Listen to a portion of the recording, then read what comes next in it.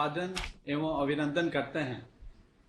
आज इस कार्यक्रम के दौरान मत्स्य पालन, पशुपालन एवं कृषि शिक्षा से संबंधित महत्वपूर्ण योजनाओं का शुभारंभ एवं शिलान्यास माननीय प्रधानमंत्री जी के कर कमलों द्वारा किया जाएगा। प्रधानमंत्री मत्स्य संपदा योजना के तहत 5 वर्षों में 20,550 करोड़ रुपए की लागत से मछली पालन में उत्तम मछली बीज एवं फीड की उपलब्धता से लेकर उत्पादन, मार्केटिंग एवं तकनीकी सहयोग के साथ अनेकों कल्याणकारी सुविधाएं विकसित की जाएंगी। इसी प्रकार पशुपालन के क्षेत्र में नस्ल सुधार की नई तकनीक और पशुपालकों को विकास संबंधी सूचनाओं को देने और मार्केटिंग के लिए प्लेटफॉर्म के रूप में ई गोपाला ऐप सहित अन्य योजनाओं का शुभारंभ होगा। Indian council of agriculture research के अंतर्गत डॉक्टर राजेंद्र प्रसाद केंद्रीय कृषि विश्वविद्यालय में school of agri business and rural management के भवन का माननीय प्रधानमंत्री जी के कर कमलों द्वारा उद्घाटन एवं अतिरिक्त सुविधाओं का शिलान्यास किया जाएगा। इस सुअवसर पर मैं माननीय केंद्रीय मत्स्य पालन, पशुपालन एवं डेयरी मंत्री श्री गिरिराज सिंह को स्वागत भाषण के लिए आमंत्रित करता हूं। माननीय प्रधानमंत्री जी, आज का दिन केवल बिहार के लिए नहीं बल्कि पूरे देश के लिए सुखद दिन है। और आज वर्चुअल कार्यक्रम में मैं एक चीज बताना चाहता हूं इसके माध्यम से। कल 60 लाख से ऊपर लोगों ने अपने रजिस्ट्रेशन के लिए रजिस्टर्ड कराने के लिए दिया है और ये 1.25 करोड़ से ऊपर लोग इसको आज देखेंगे। ये मेरे लिए बड़ा ही सुखद है क्योंकि पहली बार इतने बड़े वर्चुअल कार्यक्रम में मुझे शिरकत करने का मौका मिला है। मंच पे आसीन माननीय राज्यपाल महोदय जी का भी स्वागत करता हूं, माननीय मुख्यमंत्री जी और माननीय उप मुख्यमंत्री जी बिहार, जिनके नेतृत्व में मुझे इस विभाग में भी उनके साथ काम करने का मौका मिला, माननीय गृह राज्य मंत्री जी नित्यानंद राय जी, मेरे मंत्रालय मेरे सहयोगी माननीय डॉक्टर संजीव बालियान जी, माननीय श्री प्रताप चंद्र सारंगी जी, कृषि राज्य मंत्री कैलाश चौधरी जी और साथ में सांसद जायसवाल जी, संजय जायसवाल जी और भारतीय जनता पार्टी के अध्यक्ष माननीय प्रेम कुमार जी जो बिहार के कृषि पशुपालन और मत्स्य के मंत्री हैं, और साथ ही साथ बिहार विधानसभा के ओजस्वी स्पीकर माननीय विजय कुमार चौधरी जी तथा बिहार में विभिन्न स्थानों पर बिहार के मंत्री, बिहार के सांसद, बिहार के विधायक, बिहार के विधान परिषद, बिहार के सभी स्तर के जनप्रतिनिधि, किसान, पशुपालक, कृषि वैज्ञानिक, पशुपालक वैज्ञानिक, फिशरी के सभी साइंटिस्ट और साथ में हमारे ये कामधेनु आयोग के अध्यक्ष भी मेरे साथ हैं। और मैं इस अवसर पर पीएमओ के माननीय अमरजीत सिन्हा जी और साथ में इस विभाग के फिशरी के सचिव माननीय राजीव जी, अतुल चतुर्वेदी जी और सभी किसानों को मैं फिर से कोटिशः धन्यवाद देना चाहता हूं कि आज ये अवसर माननीय प्रधानमंत्री जी आपके नेतृत्व में ये केवल 20,000 करोड़ से ऊपर प्रधानमंत्री मत्स्य संपदा योजना का बिहार से लॉन्च ही नहीं हो रहा है बल्कि बिहार और देश के विकास में एक नए आयाम को लाने वाला ये कार्यक्रम है। मैं आप सबको एक चीज बताना चाहता हूं, जब मैं इस विभाग का मंत्री बना और मत्स्य संपदा योजना हुई तो मैंने अपने सचिव से कहा कि जरा मुझे बताएं कि आखिर आजादी के बाद से 2014 तक मछली का प्रोडक्शन केवल 10 मिलियन टन था, जो हमने 5 साल में 15 मिलियन टन पे गए। क्या सेंट्रल एलोकेशन से कितना पैसा गया? जान करके मुझे बड़ा आश्चर्य हुआ कि 1947 से लेकर 2014 तक मात्र 3,680 करोड़ हुआ, जबकि 6 साल में हम 26,000 करोड़ का आपके नेतृत्व में आपने इस विभाग को उन ऊंचाइयों पर ले जाने का काम किया। 47 से लेके 14 तक 10 मिलियन और आपके कार्यकाल में 15 से 20 तक में 5 मिलियन, और आपने दिया है एक दिशा जिसमें हम 70 लाख टन यानी 7 मिलियन हम ले जाएंगे 5 साल में। ये मत्स्य संपदा केवल मछली का उत्पादन नहीं बढ़ाएगा, करोड़ों युवकों को, महिलाओं को रोजगार के अवसर, समुद्री में आपने सीवीड का जिससे सेल्फ हेल्प ग्रुप को रोजगार मिलेगा, और वहीं हमने ऑर्नामेंटल फिश जो नॉर्थ इंडिया में भी सेल्फ हेल्प ग्रुप से जुड़ करके ये दुनिया में $15 बिलियन से ज्यादा का मार्केट है, हमारा शेयर नगण्य है। इसलिए मैं मत्स्य संपदा योजना को एक परिवर्तन की योजना मानता हूं, किसानों के लिए, मछुआरों के लिए और मछली पालकों के लिए। फीड बनाने वाले, आज आप मधेपुरा के नौजवानों ने फीड मिल खोला है, कभी बाहर से आता था, वही नहीं, मछली के क्षेत्र में प्रधानमंत्री जी लैब नहीं था कि मछली के स्वास्थ्य का 2 लैब को आपने बिहार में दिया, एक किशनगंज के फिशरी कॉलेज में, दूसरा दिया ढोली फिशरी कॉलेज जो सेंट्रल यूनिवर्सिटी राजपूषा में है। ये बताता है कि हम कैसे इसको एक्सपोर्ट को ले जाने का आपका ध्येय है।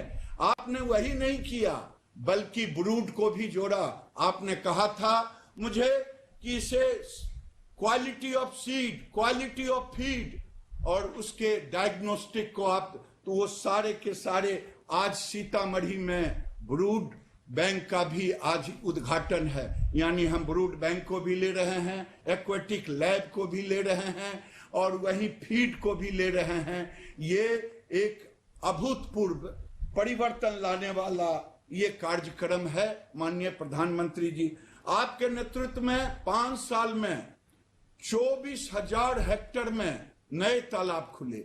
बिहार भी एक ऊंचाई पर ले जाने का काम किया, 1,000 हेक्टेयर नए तालाब 5 साल में हुए।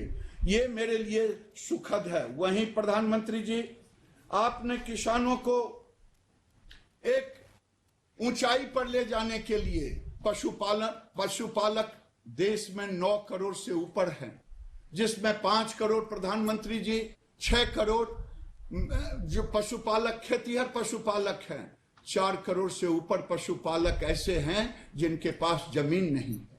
लेकिन एक विसंगति है, हमारे यहाँ, मैं बेगूसराय से सांसद हूं, 14 लाख लीटर वहां होता, milk cooperative union 5 lakh litre लेता, अमूल भी वहां कलेक्शन करता, प्राइवेट भी।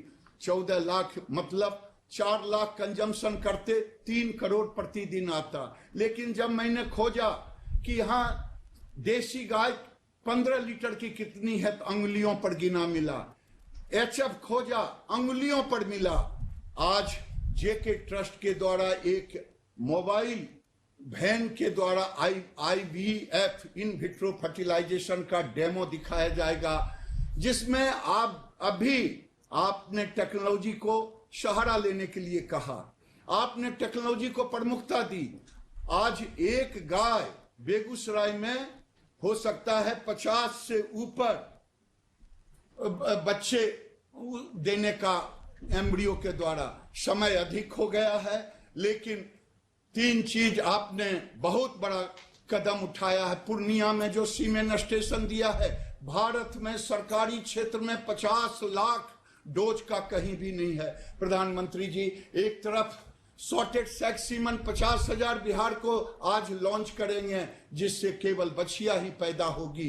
ई गोपाला एक ऐसा प्लेटफॉर्म आपने दिया है जिसमें किसान अपने मोबाइल से पशु खरीद बिक्री भी करेगा, रोग का भी निदान करेगा, पशु के संतुलित आहार का भी करेगा। प्रधानमंत्री जी, समय की कमी है, मैं आपको बिहार की धरती पर वर्चुअल से ही सही कोटि धन्यवाद देता हूं कि आपने बिहार को उपहार नहीं दिया है, बल्कि बिहार के किसानों के जीवन में एक तरक्की लाने का टेक्नोलॉजी का सहारा लेकर के मैं आपको कोटिशः धन्यवाद देता हूं। विभाग की ओर से, बिहार की ओर से, बिहार के किसानों की ओर से बहुत बहुत धन्यवाद। धन्यवाद महोदय। अब मैं बिहार के माननीय उप मुख्यमंत्री श्री सुशील मोदी जी से संबोधन हेतु अनुरोध करता हूं। देश के लोकप्रिय प्रधानमंत्री आदरणीय श्री नरेंद्र मोदी जी, महामहिम राज्यपाल महोदय, बिहार के माननीय मुख्यमंत्री श्री नीतीश कुमार जी, भारत सरकार के माननीय मंत्री श्री गिरिराज सिंह जी, बिहार विधानसभा के माननीय अध्यक्ष श्री विजय चौधरी जी, माननीय मंत्री डॉक्टर प्रेम कुमार जी, भारत सरकार एवं बिहार सरकार के सभी मंत्रीगण, कार्यक्रम में उपस्थित सभी विधायक, सांसद, पार्षदगण और बिहार के करोड़ों पशु एवं मत्स्य पालक किसान बहनों और भाइयों, माननीय प्रधानमंत्री जी, ये वही विभाग है जो विभाग पूरी दुनिया में पशुपालन घोटाले के कारण चर्चित हुआ था। और 2005 में जब माननीय नीतीश जी इस बिहार के मुख्यमंत्री बने, कोई इस विभाग का मंत्री बनने के लिए तैयार नहीं था, क्योंकि 2005 के पहले जितने मंत्री बने उनको बारी बारी से जेल जाना पड़ा। लेकिन मैं अपना सौभाग्य मानता हूं कि मुझे और बाद में गिरिराज सिंह जी को भी लंबे समय तक बिहार में इस विभाग को चलाने का मौका मिला और इस मृत विभाग को हम लोगों ने फिर से बिहार में जिंदा करने का काम किया है। और मैं बताना चाहूँगा कि 2005-06 में इस विभाग का बजट केवल 72 करोड़ था, वहाँ 2020-21 में 15 गुना बढ़कर 1178 करोड़ रुपया हो चुका है। मैं माननीय मुख्यमंत्री जी को धन्यवाद देना चाहूँगा, जिनकी दूरदृष्टि के कारण बिहार पशु विज्ञान विश्वविद्यालय की बिहार में स्थापना की गई और किशनगंज के अंदर पशु विज्ञान महाविद्यालय की स्थापना की गई। और हम लोगों ने देखा कि कोई लड़के वेटनरी की पढ़ाई नहीं करना चाहते, अगर नामांकन हो गया तो बीच में छोड़कर चले जाते हैं। तो हमारी सरकार ने तय किया कि वेटनरी में पढ़ने वाले सभी लड़कों को 2-2 हजार रुपये की छात्रवृत्ति देंगे और बिहार देश का पहला राज्य जो वेटनरी में पढ़ने वाले सभी छात्रों को 2,000 रुपये की छात्रवृत्ति दे रहा है। आदरणीय प्रधानमंत्री जी, 7-8 से लेकर 19-20 के दौरान दूध के उत्पादन में बिहार ने दुगनी वृद्धि प्राप्त की है। जहां पर 57 लाख मैट्रिक टन दूध का उत्पादन होता था, वहीं पर यह बढ़कर 104 लाख मैट्रिक टन हो चुका है। दूध की जो प्रोसेसिंग है, ये जहां 7-8 में 8,45,00,000 लीटर प्रतिदिन होता था, अब ये बढ़कर 33,55,000 लीटर प्रतिदिन हो चुका है। बिहार के लोग टीकाकरण नहीं जानते थे कि गाय और बैल को, पशु को टीका भी लगाया जाता है। तो जहां 6,64,00,000 टीकाकरण 7-8 में हुआ था, वहां बढ़कर अब 16,98,00,000 टीकाकरण जो है और हो चुका है। और इतना ही नहीं, तो कोरोना काल में जब दूध की खरीदारी करने वाले लोग नहीं थे लेकिन दूध का उत्पादन हो रहा था, बिहार के कॉम्फेड ने प्रतिदिन किसानों के दूध को खरीदने का काम किया और 4 महीने में 800 करोड़ रुपए से ज्यादा किसानों का भुगतान किया गया। जब हम लोग सरकार में आए तो बिहार में कोई पाउडर का प्लांट नहीं था। जो दूध का पाउडर होता, यहाँ से रायबरेली दूध जाता था और वहां से पाउडर बनकर आता था। और आज बिहार में 112 मैट्रिक टन प्रति वर्ष क्षमता का पाउडर प्लांट तैयार हो चुका है। और इस कोरोना काल में 5 लाख लीटर दूध प्रतिदिन का पाउडर का निर्माण किया जा रहा था और 2200 टन जो मिल्क पाउडर था वो क्वारंटाइन सेंटर और आंगनबाड़ी केंद्रों में पहुंचाने का काम हुआ है। प्रधानमंत्री जी, आपके पहल से आज जो बिहार में फिश लैब स्थापित हो रहा 10 करोड़ की लागत से, इससे बिहार के 300 करोड़ से ज्यादा का लाभ बिहार के पशुपालकों को होगा, क्योंकि मछलियों की बीमारी से प्रति वर्ष 300 करोड़ से ज्यादा का नुकसान हुआ करता था। तमिलनाडु के बाद यह देश का दूसरा सबसे बड़ा लैब होगा। उसी प्रकार प्रधानमंत्री जी, मत्स्य उत्पादन में भी जहां 7-8 में 2,88,000 मैट्रिक टन मछली का उत्पादन होता था, अब इसमें 3 गुना की लगभग वृद्धि होकर 6,41,000 मैट्रिक टन मछली का उत्पादन हो रहा है। और अब बिहार की मछली नेपाल, सिलीगुड़ी, बनारस, गोरखपुर, रांची अमृतसर, इन सभी शहरों के अंदर 33,000 मीट्रिक टन मछली का निर्यात हम प्रतिवर्ष बिहार से कर रहे हैं। प्रधानमंत्री जी, बिहार के लोगों को फिश फीड की जानकारी नहीं थी कि फिश फीड क्या होता है, कि मछली को भी चारा खिलाया जाता है, ये भी लोग नहीं जानते थे। और आज आपके कर कमलों से फिश फीड के प्लांट का भी और बिहार के अंदर उद्घाटन हो रहा है।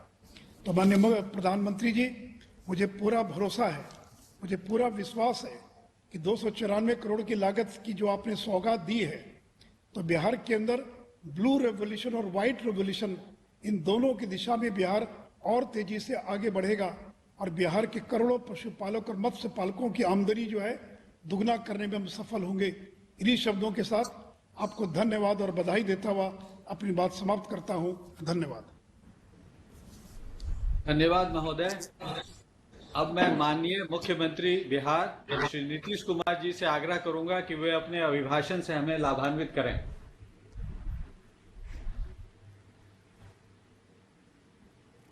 अभिनंदन करता हूं कि आज अनेक चीजों के उद्घाटन और शिलान्यास के लिए आपने वक्त दिया है और आज के इस कार्यक्रम में जो मत्स्य संपदा योजना का नेशनल लॉन्च किया जा रहा है, ये बड़ी खुशी की बात है। और इसके अलावा बिहार की कई योजनाओं का भी आपने उद्घाटन और शिलान्यास का समय दिया है, इसके लिए हृदय से आपको बहुत बहुत धन्यवाद देता हूं। और आज के इस कार्यक्रम में हमारे बिहार के महामहिम राज्यपाल उपस्थित हैं, हमारे माननीय उप मुख्यमंत्री जी उपस्थित हैं, बिहार विधानसभा के माननीय अध्यक्ष उपस्थित हैं। इसके अलावा केंद्र सरकार के मत्स्य पालन पशुपालन विभाग के माननीय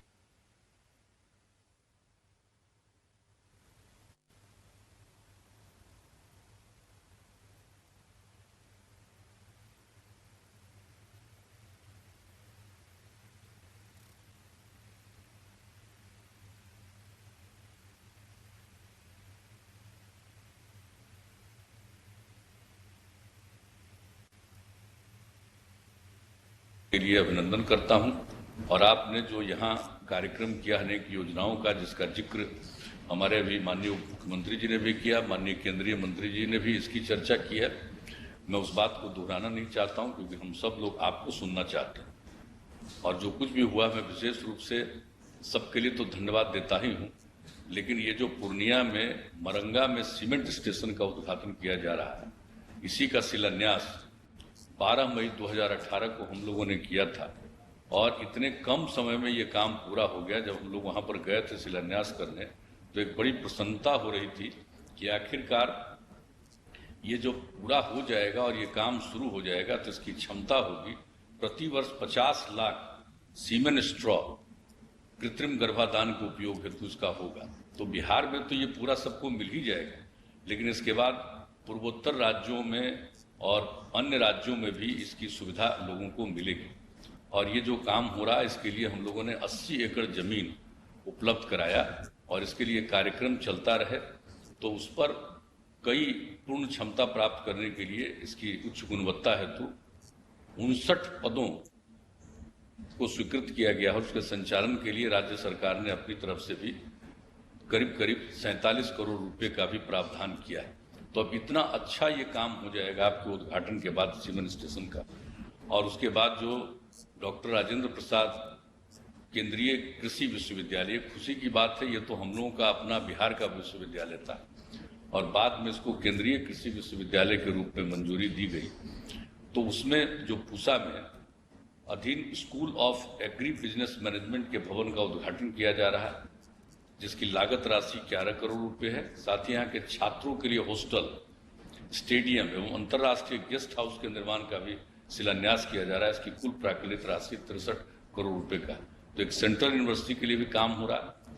और दूसरा, यहाँ पर हम लोगों ने जिसकी चर्चा की गई, यहाँ पर पहली बार हम लोगों ने पशु विज्ञान विश्वविद्यालय की स्थापना की पटना में। एक जो ये कॉलेज था, एनिमल हस्बेंड्री कॉलेज था, हम लोगों ने इसको पशु विज्ञान विश्वविद्यालय के रूप में स्थापित इसको किया है। और इसके बाद यहाँ पर पटना में भ्रूण प्रत्यारोपण तकनीक प्रयोगशाला का उद्घाटन किया जा रहा है आपके द्वारा। और इससे राज्य में दूध उत्पादन में बढ़ोतरी होगी और किसानों की आय में वृद्धि होगी। इसके लिए भी बहुत धन्यवाद। और हम लोगों ने जो किशनगंज है वहाँ पर, यहाँ बिहार में हम लोगों ने कृषि महाविद्यालय की स्थापना की थी। बहुत अद्भुत वो कृषि महाविद्यालय की स्थापना की गई है। उसको कोई देखेगा तो उतना बड़ा एरिया इस देश के किसी भी एग्रीकल्चर कॉलेज को नहीं। जब हम लोगों ने उसमें एग्रीकल्चर कॉलेज स्थापित करने का नाम दिया, और जब इनका निधन हो गया कलाम साहब का, पूर्व राष्ट्रपति, तो हम लोगों ने उन्हीं के नाम पर इसका नामकरण भी कर दिया।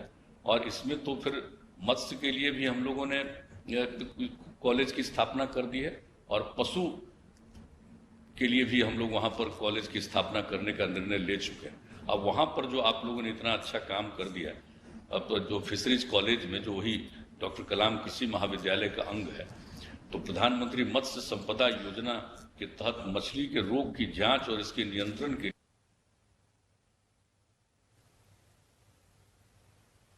सबकी चर्चा की गई। ये बहुत प्रसन्नता का विषय है और आपको इस बात की जानकारी होगी ही। हम लोगों ने बिहार के बारे में तो इन्होंने बता दिया, पशु एवं मत्स्य संसाधन विभाग के बारे में हमारे माननीय उप मुख्यमंत्री जी ने, लेकिन यहाँ कृषि के क्षेत्र में भी कोई हाल नहीं। आजकल तो कुछ लोग बोलते रहते हैं। हम लोगों को बिहार के लोगों ने काम करने का मौका दिया, और जो बिहार में हम लोगों ने काम किया है, तो बिना काम को देखे कुछ से कुछ लोग बोलते रहते हैं। जो कृषि का क्षेत्र था और बिहार की जो आबादी है, माननीय प्रधानमंत्री जी, 89% आबादी हम लोगों के लोग गांव में रहते हैं। इतना बड़ा राज्य माना जाता है, इसका 89% आबादी गांव में और 76% आबादी कृषि और इससे जुड़े हुए अन्य चीजों पर निर्भर है। इसलिए हम लोगों ने उनके उत्थान के लिए यहाँ बहुत आकलन और अध्ययन किया। और हमारे अभी उप मुख्यमंत्री जी, यहाँ पर तो कोई जानता ही नहीं था मछली वगैरह के उत्पादन के लिए, कुछ नहीं होता था, अपने आप जितना हो गया। तो यहाँ से पहली बार लोगों को हम लोगों ने भेजा, इन्होंने भेजा सबको बात करके, मत्स्य पालकों से बात करके, ये जो अपना केंद्रीय जो है विश्वविद्यालय central institute of fisheries education, ये काकीनाडा में आंध्र प्रदेश में, और central inland fisheries research institute Kolkata में, तो इन सब जगहों पर भेजा गया। हजारों की संख्या में लोगों को हम लोगों ने ट्रेनिंग दिलाया, और उसके बाद वो काम बढ़ता गया। और इसके बाद तो आपको पता ही है, हम लोगों ने कृषि रोड मैप की स्थापना की। पहला रोड मैप 2008 से 12 तक, फिर 12 से 17 दूसरा कृषि रोड मैप, और तीसरा कृषि रोड मैप 17 से 22 के लिए चल रहा है। और इसमें जो प्रगति हुई है दूध के बारे में इन्होंने बता दिया। और इसके अलावे, दूध के अलावे कई चीजों में इतना हुआ, मांस का भी उत्पादन हुआ। अंडा का औसत वार्षिक उत्पादन 7-8 में 106 करोड़ प्रति वर्ष से बढ़ करके 274 करोड़ प्रति वर्ष हो गया। यहाँ पर अंडा भी बाहर से आता था, सबसे ज्यादा तो आंध्र प्रदेश साइड से अंडा आता था। अब आजकल वो घट करके इतना कम हो गया, बाहर से आने वाला बहुत कम अब आ रहा है, अब यही हो जा रहा है सब चीज। और मांस के उत्पादन में भी वृद्धि हुई है। 1.8 लाख मीट्रिक टन था, जो बढ़कर के 3.83 लाख मीट्रिक टन हो गया है। मछली के उत्पादन के लिए उन्होंने बता दिया है कि इतना मछली का उत्पादन बढ़ गया है। अब मात्र 65,000 मीट्रिक टन मछली अब बाहर से आता है, बाकी समूचा सब कुछ यहाँ पर काम शुरू हो गया है। तो इसलिए एक एक चीज के लिए जो हम लोगों ने यहाँ पर जानकारी दी कि भेजा गया, और किस तरह से हम लोगों ने यूनिवर्सिटीज वगैरह की स्थापना की, और इसके अलावे कॉलेजेस की और स्थापना की। और उन्होंने बता दिया कि जब हम लोग देखते थे कि एग्रीकल्चर से और ये पशुपालन से लोग चले जाते थे, स्टूडेंट बहुत रहते नहीं थे, तब हम लोगों ने पहली बार तय किया, और हर स्टूडेंट को, हर छात्र 2,000 रुपया प्रति माह और 6,000 रुपया हम लोग देते हैं उन लोगों को किताब वगैरह खरीदने के। तो उसके बाद से सब सारे स्टूडेंट रहने लगे। तो किस तरह से काम हुआ है, और हम लोगों की तरफ से जो कुछ भी हो रहा है वो तो काम हम लोग करने की कोशिश कर ही रहे। एक जो सबसे अच्छी बात है यहाँ के लिए, जो आप लोगों ने योजना शुरुआत की है, उसको और वृद्धि मिलेगी। अपने बिहार में चौर एरिया है, उत्तर बिहार में करीब 9 लाख हेक्टेयर का चौर एरिया है, जिसमें मुश्किल से 1-8 महीना पानी खत्म होता है, लेकिन बाकी समय पानी रहता है, खेती नहीं हो पाता है। अभी हम लोगों ने सब जगह देख करके अंत में निर्णय करा दिया और राज्य सरकार से भी योजना शुरू कर दी है कि भाई जो चौर किसके एरिया में है, जो भी पूरे एरिया में ही चौर है, तो जिसका भी है उसको हम लोग अब प्रेरित कर रहे हैं कि एक हिस्सा उसको और गड्ढा करके बना दीजिए आप तालाब, और उसी को निकाल करके मिट्टी को दूसरी तरफ भर दीजिए ताकि वो खेत हो जाए। और हम खुद भी देखने गए छपरा जिले में, और जो इतना अच्छा से काम लोगों ने शुरू किया है, और राज्य सरकार ने भी एक योजना बना करके उसमें लोगों को मदद देने का और राज्य सरकार की तरफ से कर रहे हैं कि एक तरफ लोग मत्स्य पालन करेंगे और दूसरी तरफ उसी में खेती लोग जो करेंगे तो बहुत अच्छे ढंग से उसमें और चीज खेती, फल का, फूल का, इन सब चीजों की खेती हो जाएगी। तो जो कुछ भी एक और चीज खास बात है यहाँ पर बहुत ज्यादा, ये जिसको नीलगाय लोग कहता है, नीलगाय तो है नहीं, वह गुड़परास, ये है गुड़परास। गाय से उसका कोई रिश्ता नहीं, उसकी इतनी बढ़ती चली जा रही है आबादी, और वो इतना किसानों को नष्ट कर, खेतों को नष्ट करता है, उसको नुकसान पहुंचाता है। लेकिन उसी का आकलन किया गया, जो सबसे पहले हम लोगों का यही पटना जिले में कुछ लोगों ने किया, लेकिन अब मोटे तौर पर उसमें भी हमने देखा कि जो हमारा चौर इलाका है वहां पर अब कुछ किसानों को भी हमने देखा, और लोगों को हम लोग अब प्रेरित कर रहे हैं। ये जो फुलपरास है उससे फसल क्षति जो होती है उसको बचाने के लिए अब ये लोग कर रहे हैं कि चौर क्षेत्र में अब लेमन ग्रास और खस ग्रास, खस और लेमन ग्रास, ये दोनों के नजदीक जा नहीं पाता है, वो दूर से ही भाग जाता है। तो हम लोग लोगों को प्रेरित कर रहे हैं। तो इस तरह से अगर जो चौर वाले इलाके में होगा तो एक तरफ पानी, एक तरफ रहेगा सब दिन, उसमें लोग करेंगे मत्स्य, करेंगे, लोगों की आमदनी बहुत बढ़ने वाली। तो आपकी जो योजनाएं आ गई और आपने जिस तरह से मदद करने का निश्चय कर दिया है, ये मत्स्य संपदा योजना ये मामूली चीज नहीं है। अब ये मत्स्य संपदा योजना हो गई तो इसका तो लाभ लोगों को देश भर में मिलेगा, हमारे यहाँ के लोग भी लाभ लेंगे और अन्य प्रकार की योजनाओं की। और हमने तो आपको कह देते हैं, अभी हमको लगता है कि गिरिराज जी थोड़ा भूल रहे थे, इनको याद हो जाना चाहिए कि हम लोगों ने उसी समय से कहना शुरू किया है, नीचे मछली ऊपर बिजली, यानी मछली का भी उत्पादन, उस पर सौर ऊर्जा का भी। तो कहते कहते अंत में अब एक जगह लोग प्रयोग के तौर पर शुरू किया है कि नीचे मछली और ऊपर से सौर ऊर्जा का भी इंतजाम करेंगे। तो ये सब काम हम लोग कर रहे हैं, लेकिन कर रहे हैं राज्य के अंतर्गत। लेकिन अब आपकी तरफ से जो योजनाओं की सहायता मिली उससे हमारे बहुत सारे किसान हैं, कई योजनाओं का उनको लाभ मिलेगा, उनकी और आमदनी बढ़ेगी। और कुछ योजना जो आप लोगों की तरफ से लागू की गई है, इसका मैं समझता हूं कि पशुपालन के क्षेत्र में, इन क्षेत्रों में बहुत ज्यादा लाभ मिलेगा। और इसलिए इस योजना के आयोजन के लिए मैं आपको पुनः आपका अभिनंदन करता हूं, और आपको मैं इतना ही आश्वस्त करता हूं कि बिहार के लोगों को खुशी हो, जो हमने कह दिया कि हम लोगों के अभी भी 76% लोग इन्हीं चीजों पर, अब इसके लिए जो काम किया जाएगा तो उनकी तो उनको इतनी खुशी हो। सब चीज अंदरूनी और गांव में लोगों को इसका बहुत एहसास होता है और उनको इस बात को लेकर के बड़ी प्रसन्नता होती है। इसलिए मैं सब लोगों की तरफ से भी और अपनी तरफ से भी मैं आपको का पुनः हृदय से अभिनंदन करता हूं, और इस कार्यक्रम के लिए मैं बहुत बहुत धन्यवाद देता हूं। धन्यवाद महोदय। अब मैं माननीय प्रधानमंत्री जी से सादर निवेदन करता हूं कि बटन दबाकर प्रधानमंत्री मत्स्य संपदा योजना का शुभारंभ कर इसे राष्ट्र को समर्पित करें। इस अवसर पर मुझे यह बताते हुए हर्ष हो रहा है कि इस योजना के अंतर्गत आज 21 राज्यों एवं केंद्र शासित प्रदेशों में लगभग 1700 करोड़ रुपए की योजनाओं का शुभारंभ किया जा रहा है।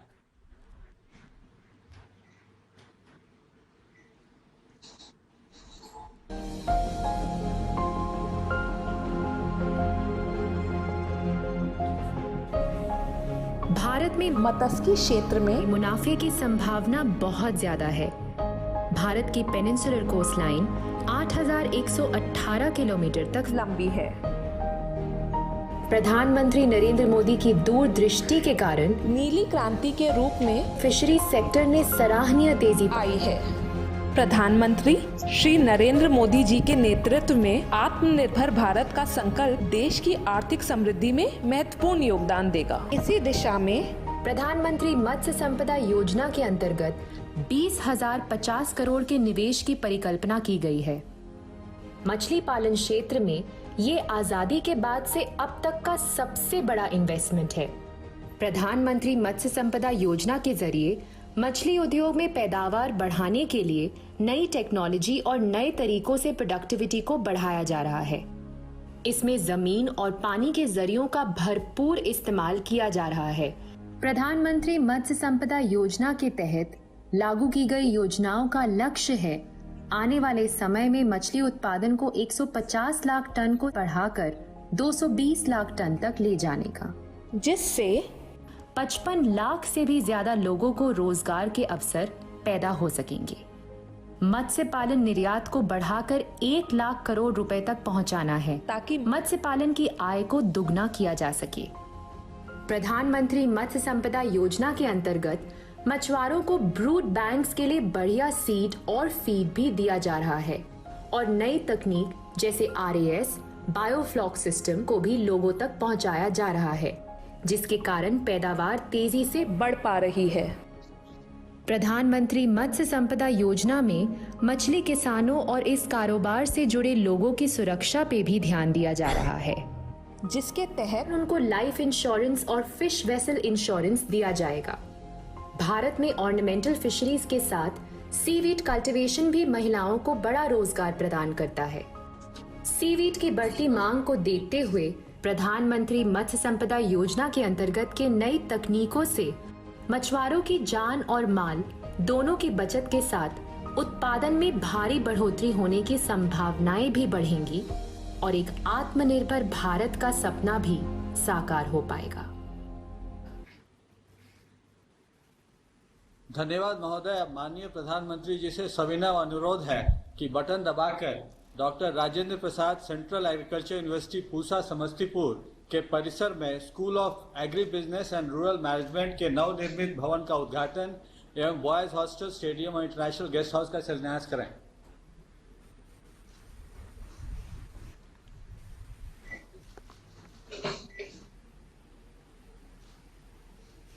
धन्यवाद महोदय। अब माननीय प्रधानमंत्री जी से अनुरोध है कि ई गोपाला ऐप को लॉन्च करें और इस ऐप के माध्यम से हमारे पशुपालक भाई बहन को तकनीकी जानकारी प्राप्त होगी और वो इस प्लेटफॉर्म से उन्नत नस्ल के पशुधन की खरीद बिक्री कर सकेंगे। माननीय प्रधानमंत्री जी से अनुरोध है कि पूर्णिया के सीमेंट प्रोडक्शन स्टेशन एवं पटना स्थित embryo transfer technology and IVF lab Patna का शिलान्यास बटन दबाकर करने की कृपा करें।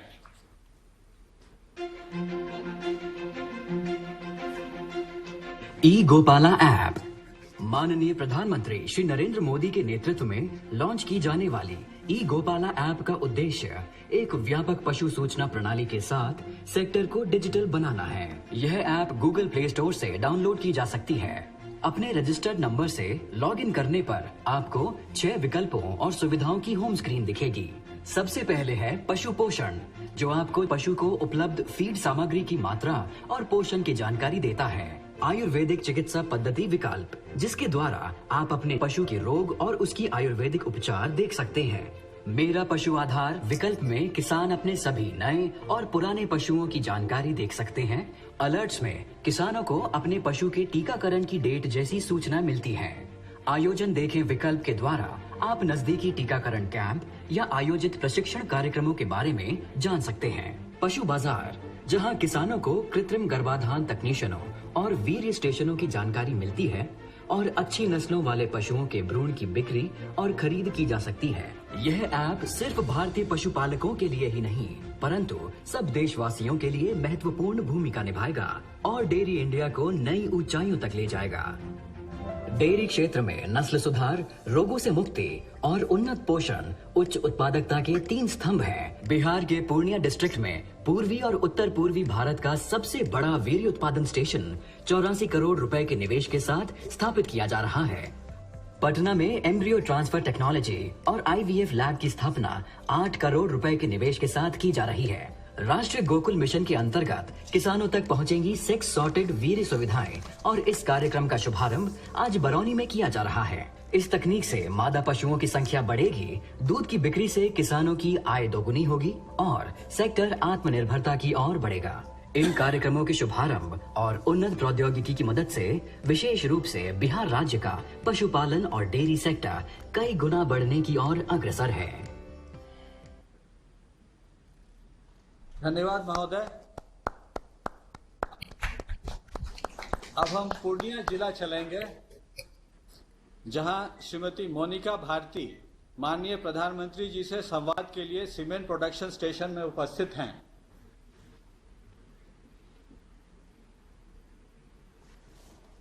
मोनिका जी नमस्ते।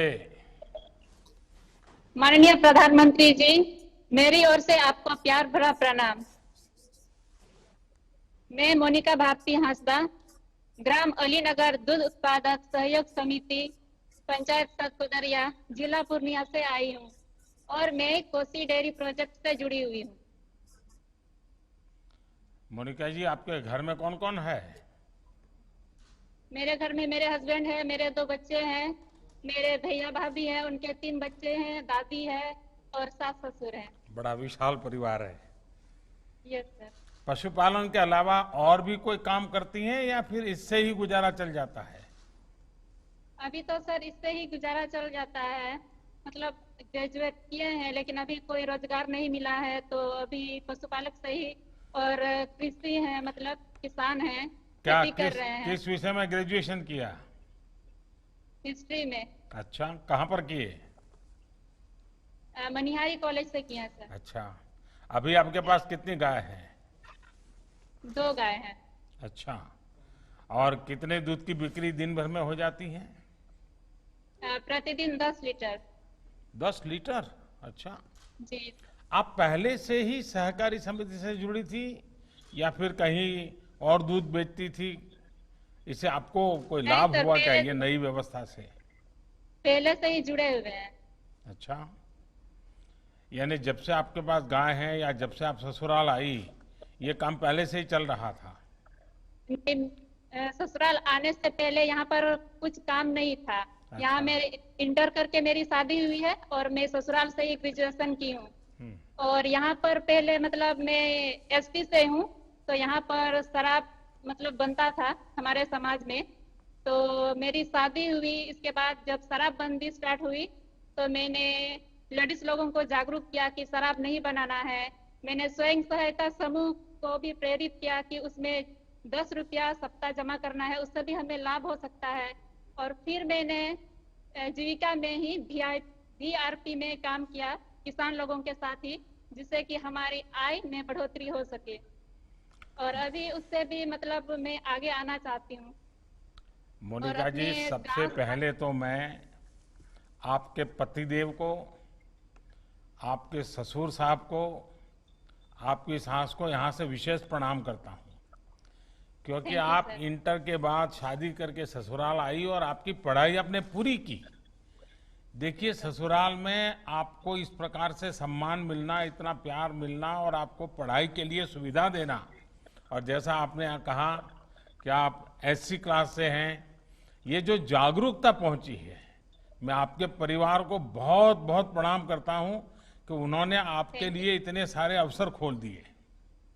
Thank you sir. मेरे जैसे और भी महिला हैं जो ससुराल में आकर के अपना पढ़ाई छोड़ दी है, उसको भी मेरे मतलब हमें देख करके उसको भी प्रोत्साहन होगा कि हम भी आगे आए। वाह, चलिए, आपने तो इस काम के अलावा भी न सिर्फ बिहार की बेटियों को प्रेरणा दी, देश की बेटियों को प्रेरणा दी है। Yes sir.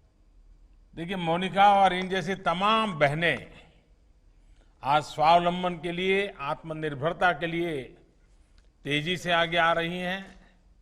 सरकार की भी हर संभव ये कोशिश है कि बहनों को ज्यादा से ज्यादा अवसर मिले, और इसके लिए स्वयं सहायता समूहों को जब और ज्यादा मदद की जा रही है।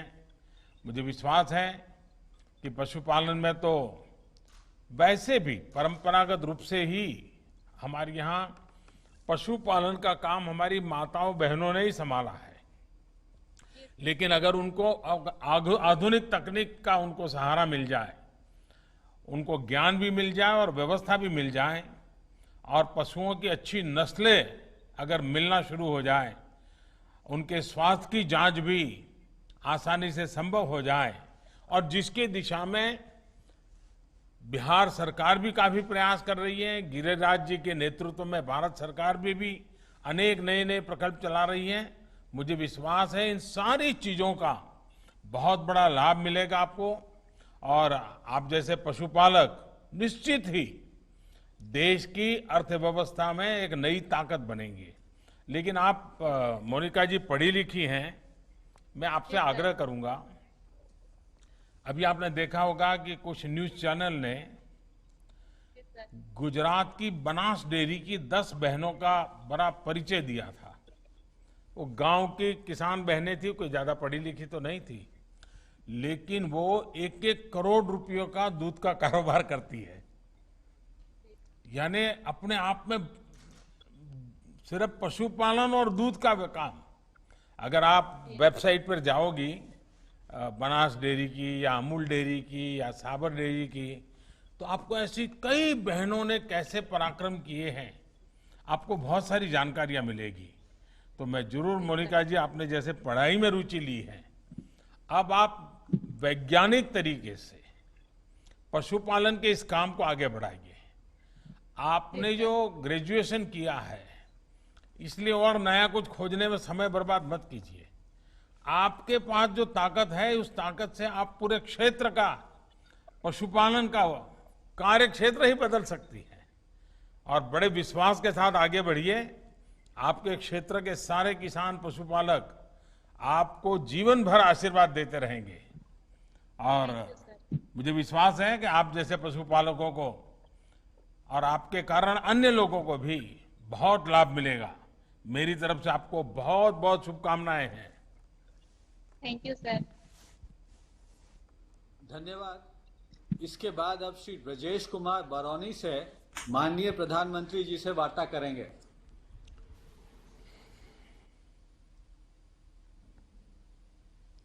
हेलो, माननीय प्रधानमंत्री को मेरा सादर प्रणाम। मैं ब्रजेश कुमार, ग्राम कोड़े, थाना गढ़पुरा, जिला बेगूसराय, जो दूध संघ बरौनी के अधीनस्थ आदर्श किसान दुग्ध उत्पादक सहयोग समिति का एक सदस्य किसान हूं। हमारे पास 20 छोटे बड़े पशु हैं, जिसमें 2 मुर्राह नस्ल की भैंसें हैं, बाकी विभिन्न नस्लों की गाय हैं। उसमें एक हमारे बिहार की मूल नस्ल बछौर की गाय और 2 उसके बछड़े भी हैं। ब्रजेश जी, आप पढ़ाई लिखाई की या बस ऐसे ही पशुओं की सेवा में लग गए? सर, हमने पढ़ाई की है। मैं ISM धनबाद से diploma in electronics and telecommunication की पढ़ाई की।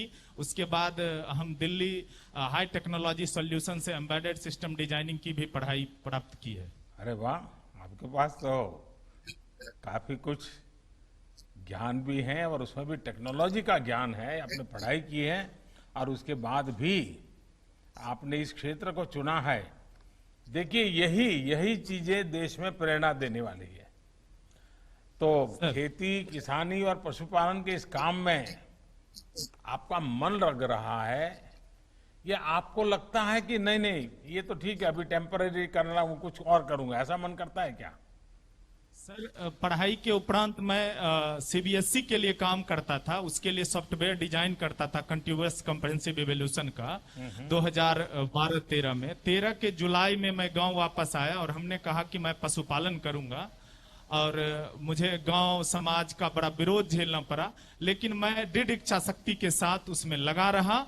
और आज मैं गर्व से कहता हूं सर कि मैं वो ऋषि पुत्र कृषक हूं, जिसके उगाए गए अनाज से हमारे हिंदू सनातन धर्म में ठाकुर जी के भी भोग लगते हैं। वाह वाह। और अगर इतने महत्वपूर्ण उत्पाद के उत्पादक अपने आप को दीनहीन महसूस करेंगे, तो फिर हमारा देश विकास नहीं कर सकता। इसलिए गर्व से हम कहते हैं कि हम पशुपालक किसान हैं।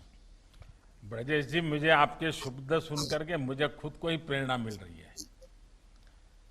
हमारे देश का गर्व है कि ब्रजेश जी जैसे आत्मविश्वास से भरे हुए और क्लियर विजन वाले नौजवान अपने ज्ञान का और क्षेत्रों में कैसे उपयोग हो, इस प्रकार का कमिटमेंट रखने वाले नौजवान, ब्रजेश मैं सच बताता हूं, आपकी आधी मिनट आपने ली लेकिन मुझे इंप्रेस कर दिया। देखिए, गांव में रहकर अपने घर पर ही ये जो काम कर रहे हैं उसे कितनी आमदनी हो जाती है, कितनी बचत हो जाती है, ये तो शायद आप हिसाब किताब नहीं लगाते होंगे, लेकिन आपका कमिटमेंट है इसलिए करते होंगे। लेकिन फिर भी मैं जानना चाहूंगा कि क्या स्थिति होती है। सर, हिसाब किताब लगाते हैं।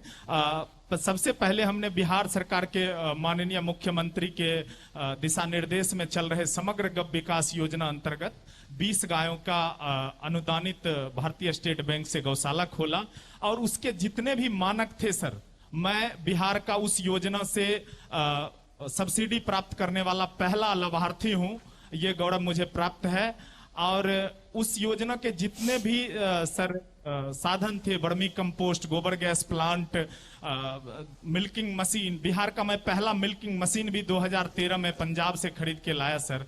और silage making process, urea treatment उस समय भूसा का होता था। इन सारे संसाधनों को हमने वहां लगाया। बाद में दुग्ध संघ बरौनी के सानिध्य में आने के बाद माननीय अध्यक्ष विजय शंकर सिंह और प्रबंध निदेशक सुनील रंजन मिश्रा साहब के सानिध्य में आने के बाद हमें नेशनल डेयरी डेवलपमेंट बोर्ड की एक डेलीगेशन जब हमारे यहाँ आई, तो उसके बाद उन्होंने हमारे यहाँ एक कॉन्सेप्ट लाया सर कि माइक्रो ट्रेनिंग सेंटर, कि एक पशुपालक किसान ही किसानों को उनके भाषा में उनके स्तर तक आकर उन्हें प्रशिक्षण दे।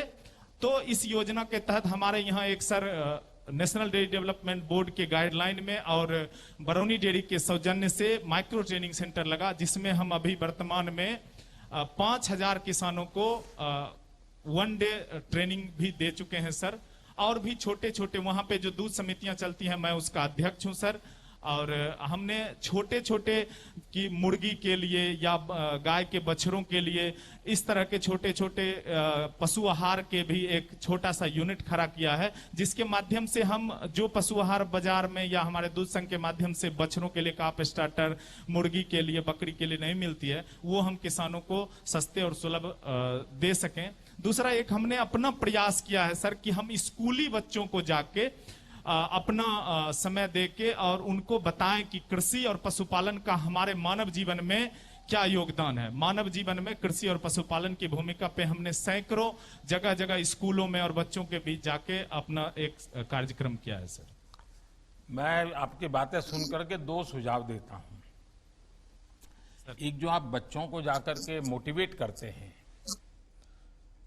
और आप टेक्नोलॉजी से जुड़े हुए, क्यों ना आप अपनी एक ऐप बनाएं, जिस ऐप में एक 10-12 मिनट का हर हफ्ते में 2 बार एक बच्चों को समझ आए पशुपालन का, खेती का, टेक्नोलॉजी का, ऐसे छोटे छोटे छोटे विषय आप उनको ऑनलाइन पढ़ाएं। हो सकता है आपकी बहुत बड़ी रीच हो जाएगी। देश में भी कई लोग होंगे जो आपकी इस 10-10 मिनट की वीडियो, और हर सप्ताह तय हो गए भाई आप सप्ताह में 2 दिन इतने बजे अपलोड करेंगे, मतलब सब लोग इंतजार करेंगे, क्योंकि आपके पास टेक्नोलॉजी है और मैं देख रहा हूं कि आपके पास समझ भी है। दूसरा, ये कोरोना काल समाप्त होने के बाद मैं विशेष रूप से चाहूंगा कि आप समय निकालिए और आपके इलाके के किसान, उन सबको मैं गुजरात भेजने की व्यवस्था करूंगा। और वहां ये जो अमूल का काम चल रहा है, डेयरी का कैसा काम चल रहा है, किस प्रकार से जुड़ता है, एक हफ्ते भर रह करके आप उसको देख के आइए। मैं गिरिराज जी को कहूंगा कि वो इसकी व्यवस्था करें और मैं भी देखूंगा कि आपका वहां जाना और सारी चीजें देखने का मौका मिले। तीसरी एक बात मैं कहूंगा कि भारत सरकार की एक गोबर धन की योजना है। जैसे आप गोबर गैस का प्लांट चला रहे हैं, लेकिन 40-50 गांवों का संयुक्त, फिर लोग अपने यहाँ पुराने जो बूढ़े पशु हैं उनको छोड़ नहीं देंगे, रखेंगे, क्योंकि उसके जो वेस्ट हैं आज उसकी की कीमत मिलती है। और आप एक बहुत बड़ी मात्रा में ऊर्जा का केंद्र बना सकते हैं। तो गोवर्धन योजना जो भारत सरकार की है, उसका भी फायदा लेने की दिशा में आप जरूर सोचिए। मैं गिरिराज जी को बताऊंगा कि वो आपके संपर्क में रह करके, क्योंकि आपने बड़ा रिवॉल्यूशनरी कदम उठाए हैं और एक दीर्घ दृष्टि के साथ कदम उठाया, ऐसा मैं अनुभव कर रहा हूं। और जब गांव के व्यक्ति के पास से ये धरती के अनुभव को सुनता हूं तो सचमुच में मेरे लिए बड़ी खुशी बात होती है। और गांव की किसानों की आय बढ़ाने के लिए सरकार जो प्रयास कर रही है उसमें आप जैसे नौजवानों का जोड़ना बहुत बड़ा लाभ करेगा। हम लोगों ने, आपने देखा होगा, कई पुराने कानूनों को बदल दिया है। कई कानून जो किसानों के लिए एक प्रकार से जंजीर बन गए थे, उनको हमने हटा दिया है। आपको या आपके गांव के किसानों को इसकी जानकारी मिलती रहे, इसके लिए लगातार प्रयास करना चाहिए। मैं फिर एक बार आपको बहुत बहुत बधाई देता हूं और पूरे गांव के लोगों को जिस प्रकार से आपने जोड़ा है, अगल बगल के गांव को जोड़ा है और आधुनिकता, टेक्नोलॉजी इस दिशा में जोड़ा है, देश के पढ़े लिखे नौजवानों के लिए आपका ये प्रयास बहुत ही प्रेरक है। मेरी तरफ से आपको बहुत बहुत शुभकामनाएं हैं। धन्यवाद। अब मधेपुरा के प्रधानमंत्री मत्स्य संपदा योजना के लाभार्थी श्री ज्योति मंडल जी की बारी है, जिनका फिश फीड मिल का उद्घाटन माननीय प्रधानमंत्री जी द्वारा किया गया है।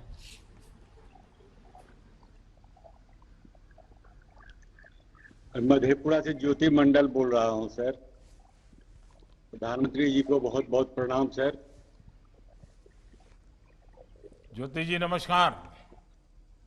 जी प्रणाम सर। जी बताइए, अपना जरा बात बताइए, क्या कर रहे हैं? हम सर पहले खेती करते थे, उसमें आमदनी कम होती थी। अब मछली पालन कर रहे हैं 4-5 साल से 10 हेक्टेयर में सर, उससे काफी आमदनी बढ़ गई है।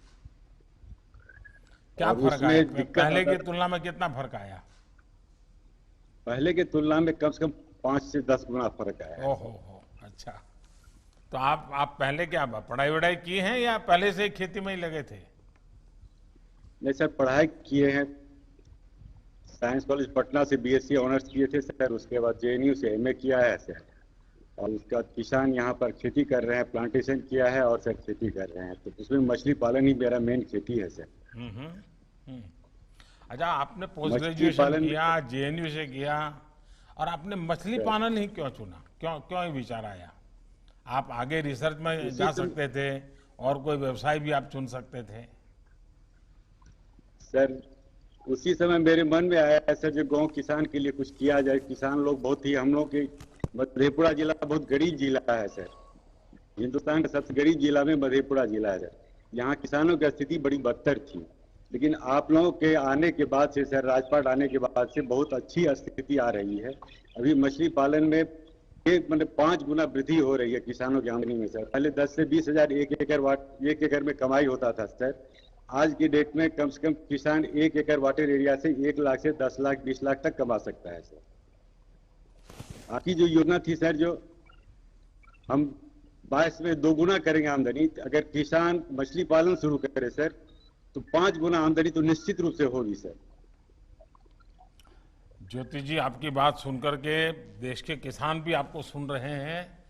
ये जो आत्मविश्वास आप बता रहे हैं, जब चारों तरफ कुछ लोग निराशा फैलाने की कोशिश कर रहे हैं, और ज्योति जी आप तो स्वयं विश्वास की ज्योति जगा रहे हो।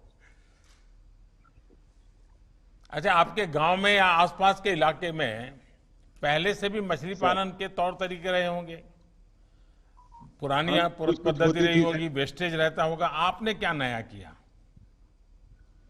हमने सर उसमें चारा खिला करके सर, देखिए मछली की वृद्धि काफी होती है, तो चारा खिलाने के लिए सर चारा यहाँ काफी महंगा मिलता है। यहाँ नियरेस्ट पॉइंट छत्तीसगढ़ और आंध्र प्रदेश से आता था चारा सर, वो काफी महंगा किसानों को मिलता था, हमको मिलता था काफी महंगा। लेकिन जब हम यहाँ इसीलिए चारा मिल यहाँ पर स्थापित किए हैं सर, जो किसानों को सस्ता में चारा मिलेगा और आमदनी गारंटी के साथ सर हम कह रहे हैं, जो 5 से 10 गुना किसानों की आमदनी बढ़ जाती। अब मत्स्य संपदा योजना के तहत आपने फिश फीड मिल भी शुरू की है, और मैं पीछे देख रहा हूं कि, और इस योजना से आप अपने साथ साथ पूरे क्षेत्र को ज्यादा प्रोत्साहित करने के लिए आगे भी कुछ करें, ये मेरी अपेक्षा है। हो सकता है क्या? कुछ कर सकते हैं आप? जी सर, कर रहे हैं सर, प्रचार प्रसार काफी कर रहे हैं और काफी आदमी इसमें जुड़ रहा है सर। मछली पालन में काफी आदमी सर इसमें जुड़ रहा है और काफी बढ़िया खेती शुरू हुआ है सर। लोग आपके यहाँ देखने के लिए आते हैं क्या, कैसा आप कर रहे हैं वो? जी सर आते हैं। अच्छा। जी सर आते हैं सर। देखिए, देश में गांव और किसान की आय बढ़ाने के लिए ब्लू रिवॉल्यूशन पर व्यापक काम हो रहा है। कोशिश ये है कि नदियों, तालाबों में, समंदर में, जहां भी हो, हम जल के भीतर के संसाधनों का संरक्षण और संवर्धन भी करें और उसमें आजीविका भी कमाएं, ताकि किसान को भी लाभ हो, पर्यावरण, जल के भीतर का जीवन भी अधिक सुरक्षित हो। सरकार इसके लिए हर स्तर पर आर्थिक और तकनीकी मदद मुहैया करा रही है और मैं चाहूंगा कि आपके माध्यम से, भले आज मधेपुरा आपके हिसाब से गरीबी में 10 नंबर में हो, लेकिन आप जिस दिशा में चले हैं, देखते ही देखते मधेपुरा गरीबी के इस टीके से बाहर आ सकता है और आप जैसे पढ़े लिखे किसान जब मैदान में आए हैं तो पक्का आएगा और भारत सरकार, राज्य सरकार पूरी तरह आपके साथ खड़ी रहेगी, ये मैं आपको विश्वास दिलाता हूं। सर मछली पालन में अगर सर आप लोगों की तरफ से जो मदद मिल रही है, जैसे हमको 50% अनुदान मिला सर, आज चारा यहाँ बनेगा और सस्ता मिलेगा सब किसानों को, तो मछली उत्पादन करके किसानों की आमदनी 5 गुना से 10 गुना आराम से सर 1 साल में बढ़ सकता है। और ये आदमी देख रहा है और सोच रहा है, हर आदमी अब सोच रहा है जब हम तालाब खुदाएं, मछली पालन करें सर। चलिए, बहुत बहुत बधाई आपको और बहुत शुभकामनाएं मेरी। धन्यवाद महोदय। वार्ता के अंत में श्री राजीव कुमार पटना को आमंत्रित करते हैं। श्री राजीव कुमार प्रधानमंत्री मत्स्य संपदा योजना के अंतर्गत फिश ऑन व्हील्स के लाभार्थी हैं।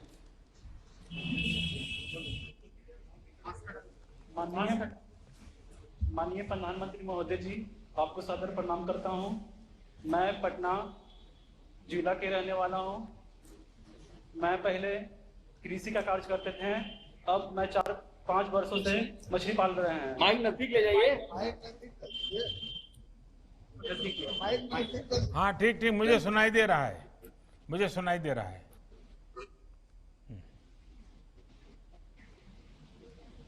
इस योजना की जानकारी हमें अखबार और जिला मत्स्य अधिकारी से मिली, पर हमें तालाब से मछली बिक्री करने पर ज्यादा मुनाफा नहीं मिल पाता था। अब हम इस तालाब की मछली बेचने पर ज्यादा मुनाफा मिलेगा, इससे हमारी आमदनी बढ़ जाएगी। राजू जी, आप पहले से ही मछली से जुड़ा काम करते थे, कुछ और करते थे, फिर इसमें आए, क्या हुआ? पहले हम सर स्टडी कर रहे थे, 3-4-5 सालों से मछली पालन की जानकारी मिली और हम इसमें निकल गए। नहीं, पहले जो खेती का काम करते थे उसमें और इस काम में आपके जीवन में और आपकी आर्थिक व्यवस्था में क्या फर्क आया, कैसे बदलाव आया? पहले हम कृषि से ज्यादा मुनाफा नहीं कर पाते थे, फिर इस मछली पालन में करने से जानकारी मिला और इससे 4-5 गुना मुनाफा मिला।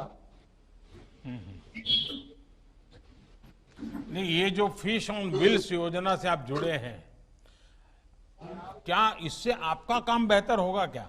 यानी आपको लगता है कि आपका कारोबार बढ़ेगा और जो आपने सपने हैं वो पूरे हो पाएंगे? फिश ऑन व्हील्स से गाड़ी मिलने से घूम घूम कर मछली बेचेंगे और हमारी मछली तेजी से बिकेगी। अभी कितनी जगह पे पहुंचाते हैं आप? ये व्हील लेकर के जाकर हैं, कितनी जगह पे पहुंचाते हैं आप?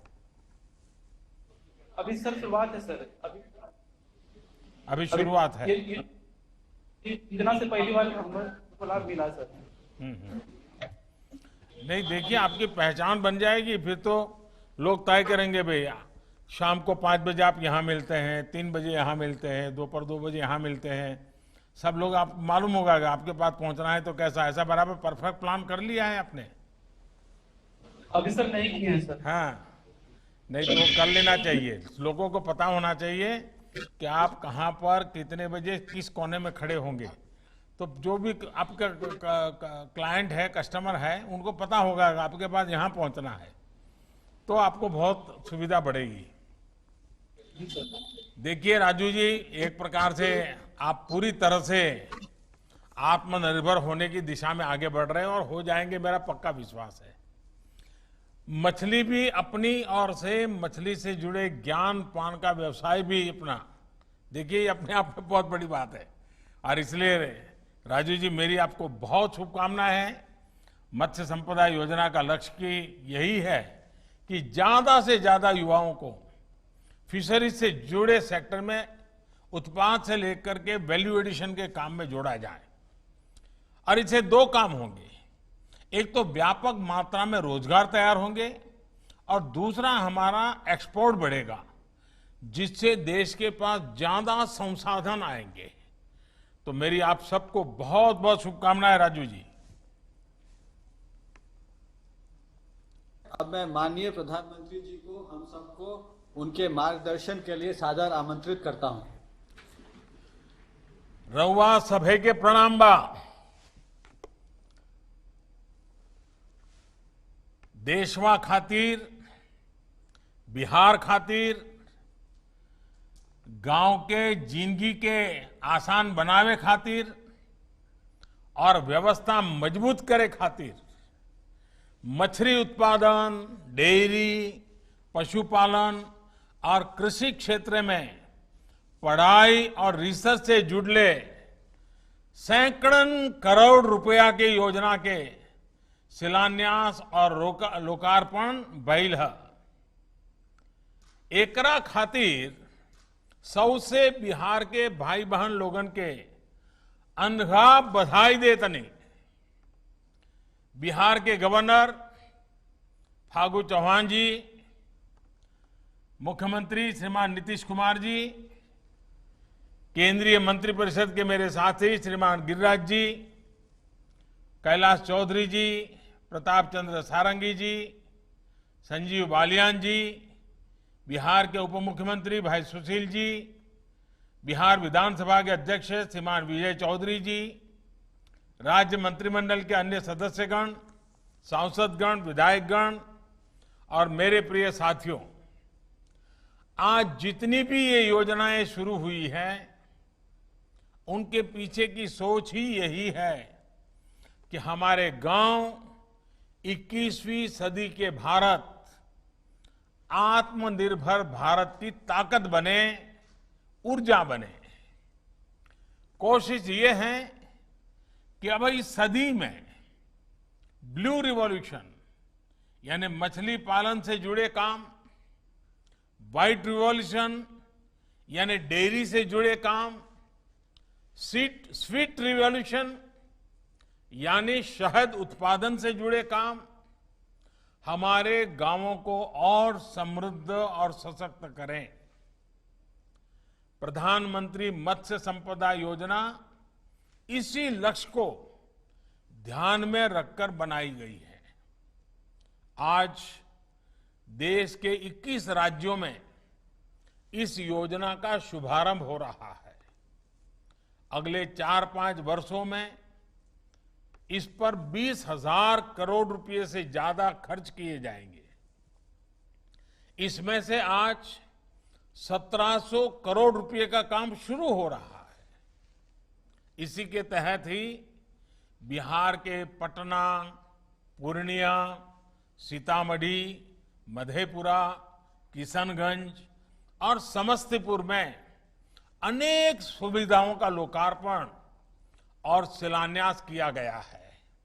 इससे मछली उत्पादकों को नया इंफ्रास्ट्रक्चर मिलेगा, आधुनिक उपकरण मिलेंगे, नया मार्केट भी मिलेगा। इससे खेती के साथ ही अन्य माध्यमों से भी कमाई का अवसर बढ़ेगा। साथियों, देश के हर हिस्से में, विशेष तौर पर समंदर और नदी किनारे बसे क्षेत्रों के में मछली के व्यापार कारोबार को ध्यान में रखते हुए पहली बार देश में इतनी बड़ी व्यापक योजना बनाई गई है।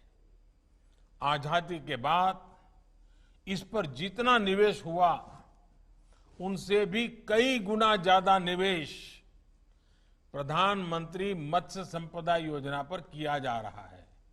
और जब अभी गिरिराज जी बता रहे थे तो शायद ये आंकड़ों सुनकर के भी कईयों को अचरज लगेगा कि ऐसे चला था, लेकिन जब आप हकीकत जानेंगे तो आपको लगेगा कि ये सरकार कितने कितने क्षेत्रों में कितने कितने लोगों की भलाई के लिए कैसे कैसे लंबी योजना के कामों को आगे बढ़ा रही है। देश में मछली से जुड़े व्यापार कारोबार को देखने के लिए अब अलग से मंत्रालय भी बनाया गया है। इससे भी हमारे मछुआरे साथियों को, मछली के पालन और व्यापार से जुड़े साथियों को सुविधा हो रही है। लक्ष्य ये भी है कि आने वाले 3-4 साल में मछली निर्यात को 2 गुना किया जाए। इससे सिर्फ फिशरीज सेक्टर में ही रोजगार के लाखों नए अवसर पैदा होंगे। अभी जिन साथियों से मैं बात कर रहा था उनसे संवाद के बाद तो मेरा विश्वास और ज्यादा बढ़ गया है। जब मैंने राजू का विश्वास देखा और मैंने भाई ब्रजेश जी से बातें की, भाई ज्योति मंडल से बातें की और बेटी मोनिका, देखिए कितना विश्वास झलकता है।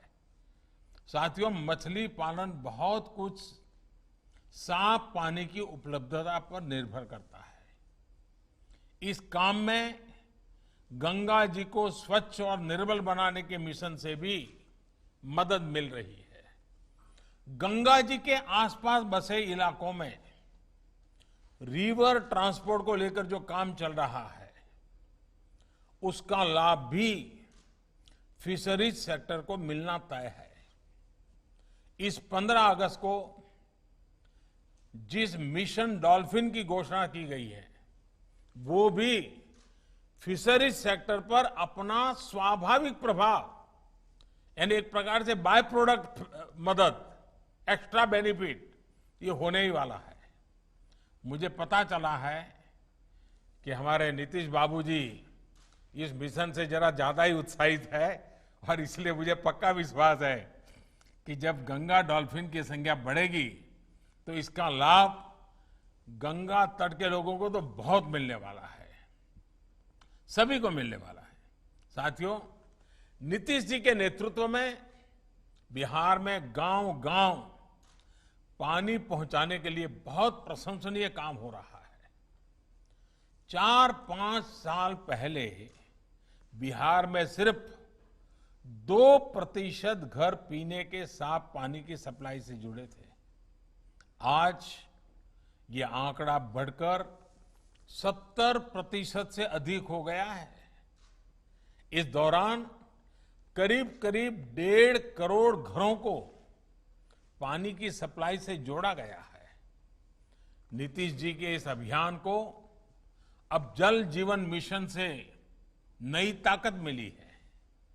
मुझे जानकारी दी गई है कि कोरोना के इस समय में भी बिहार में करीब 60 लाख घरों को नल से जल मिलना सुनिश्चित किया गया है। ये वाकई बहुत बड़ी उपलब्धि है। ये इस बात का भी उदाहरण है कि इस संकट काल में जब देश में लगभग सब कुछ थम गया था, तब भी हमारे गांवों में किस तरह एक आत्मविश्वास के साथ काम चलता रहा। ये हमारे गांवों की ही ताकत है कि कोरोना के बावजूद अनाज हो, फल हो, सब्जियां हो, दूध हो, जो भी आवश्यक चीजें थी, मंडियों तक, डेयरियों तक बिना किसी कभी तकलीफ के बिना वो आता ही रहा, लोगों तक पहुंचता ही रहा। साथियों, इस दौरान अन्न उत्पादन हो, फल उत्पादन हो, दूध का उत्पादन हो, हर प्रकार से बम्पर पैदावार हुई है। यही नहीं, सरकारों ने, डेयरी उद्योग ने भी इस मुश्किल परिस्थिति के बावजूद रिकॉर्ड खरीद भी की है। पीएम किसान सम्मान निधि से भी देश के 10 करोड़ से ज्यादा किसानों के बैंक खातों में सीधा पैसा पहुंचाया गया है। इसमें करीब करीब 75 लाख किसान हमारे बिहार के भी हैं। साथियों, जब से ये योजना शुरू हुई है, तब से अब तक करीब 6,000 करोड़ रुपए बिहार के किसानों के बैंक खातों में जमा हो चुके हैं। ऐसे ही अनेक प्रयासों के कारण गांव पर इस वैश्विक महामारी का प्रभाव हम कम से कम रखने में सफल हुए हैं। ये काम इसलिए भी प्रशंसनीय है क्योंकि बिहार कोरोना के साथ साथ बाढ़ की विभीषिका का भी बहादुरी से सामना कर रहा है। साथियों, कोरोना के साथ साथ भारी बरसात और बाढ़ के कारण बिहार समेत आसपास के क्षेत्रों में जो स्थिति बनी है, उससे हम सभी भली भांति परिचित है। राज्य सरकार और केंद्र सरकार दोनों का प्रयास है कि राहत के कामों को तेज गति से पूरा किया जाए। इस बात पर बहुत जोर दिया जा रहा है कि मुफ्त राशन की योजना और प्रधानमंत्री गरीब कल्याण रोजगार अभियान, इसका लाभ बिहार के हर जरूरतमंद साथी तक पहुंचे। बाहर से गांव जो लौटे हुए हमारे श्रमिक परिवार हैं, उन तक पहुंचे। इसलिए ही मुफ्त राशन की योजना को जून के बाद, वैसे वो जून महीने में पूरा होना था, लेकिन जून के बाद दीपावली और छठ पूजा तक उसको बढ़ा दिया गया है। साथियों, कोरोना संकट के कारण शहरों से लौटे जो श्रमिक साथी हैं, उनमें से अनेक साथी पशुपालन की तरफ बढ़ रहे हैं।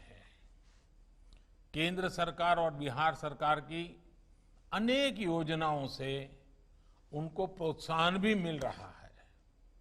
मैं ऐसे साथियों को कहूंगा कि आज जो कदम आप उठा रहे हैं, उसका भविष्य उज्जवल है। मेरे शब्द लिख करके रखिए। आप जो कर रहे हैं, इसका भविष्य उज्जवल है। सरकार का ये निरंतर प्रयास है कि देश के डेयरी सेक्टर का विस्तार हो, नए प्रोडक्ट्स बने, नए इनोवेशंस हो, जिससे किसान को, पशुपालकों को ज्यादा आय मिले। इसके साथ इस बात पर भी फोकस किया जा रहा है कि देश में ही उत्तम नस्ल के पशु तैयार हों, उनके स्वास्थ्य की बेहतर व्यवस्था हो और उनका खान पान स्वच्छ हो, पोषक हो। इसी लक्ष्य के साथ आज देश के 50 करोड़ से ज्यादा पशुधन को खुरपका और मुंहपका जैसी बीमारियों से मुक्त करने के लिए मुफ्त टीकाकरण अभियान चल रहा है। पशुओं को बेहतर चारे के लिए भी अलग अलग योजनाओं के तहत प्रावधान किए गए हैं। देश में बेहतर देसी नस्लों के विकास के लिए मिशन गोकुल चल रहा है। 1 वर्ष पहले ही देशव्यापी कृत्रिम गर्भाधान कार्यक्रम शुरू किया गया था, जिसका एक चरण आज पूरा हो चुका है। साथियों, बिहार अब उत्तम देसी नस्लों के विकास को लेकर देश का एक प्रमुख सेंटर बन रहा है। राष्ट्रीय गोकुल मिशन के तहत आज पूर्णिया, पटना, बरौनी में जो आधुनिक सुविधाएं बनी हैं, उससे डेयरी सेक्टर में बिहार की स्थिति और मजबूत होने वाली है। पूर्णिया में जो सेंटर बना है वो तो भारत के सबसे बड़े सेंटरों में से एक है। इससे सिर्फ बिहार ही नहीं, पूर्वी भारत के बड़े हिस्से को बहुत लाभ होने वाला है। इस केंद्र से बछौर और रेड पूर्णिया जैसी बिहार की देशी नस्लों के विकास और संरक्षण को भी और ज्यादा बढ़ावा मिलेगा। साथियों, एगो गाय सामान्यतः एक साल में एक बच्चा देवेली, लेकिन आईवीएफ तकनीक से एक गाय की मदद से एक साल में अनेकों बच्चा प्रयोगशाला में हो रहल बा। हमार लक्ष्य ई तकनीक के गांव गांव तक पहुंचावे के बा। साथियों, पशुओं की अच्छी नस्ल के साथ ही उनकी देखरेख और उसको लेकर सही वैज्ञानिक जानकारी भी उतनी ही जरूरी होती है। इसके लिए भी बीते सालों से निरंतर टेक्नोलॉजी का उपयोग किया जा रहा है।